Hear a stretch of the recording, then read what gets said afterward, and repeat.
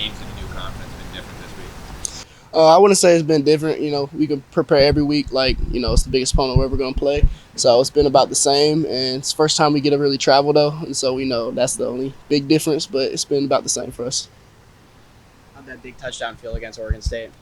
It felt good. It opened up amazing, and the O-line was out there, and they took off. And so it made my job pretty easy. But, yeah, it felt great. What do you think the impact of a play like that could be on your role with this team? Do you think you've maybe proven something with that, or I guess how are you taking those reps?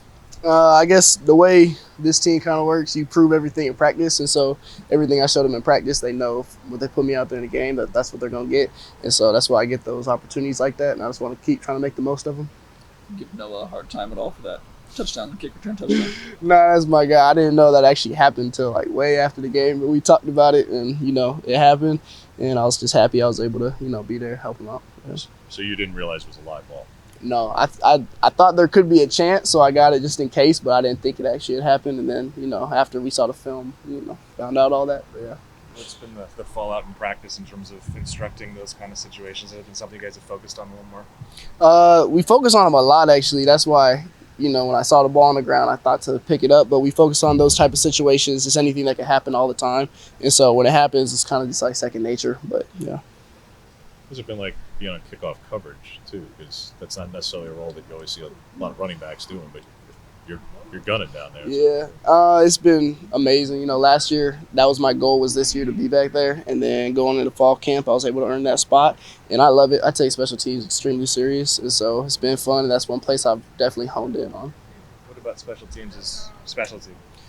I feel like it's something that's really slept on. People don't really think about it, but there's a lot of jobs given out just because of special teams, and that's one thing my coaches preach to us all the time. And so I'm always just, I know that could be a big difference maker in games, as we've seen it has been here. And so it's just something that I always take pride in. What changed for the run game in Corvallis? There's a big uptick in production and success there. Was there something to you that felt noticeable that was different?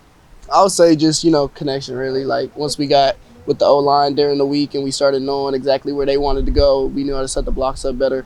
And so having extra meetings with them and just talking through these blocking schemes and everything like that, and then we were able to establish the run early. And once you can establish it early, then it's kind of going to flow throughout the rest of the game. Do you feel like you're ready to take another step there this week?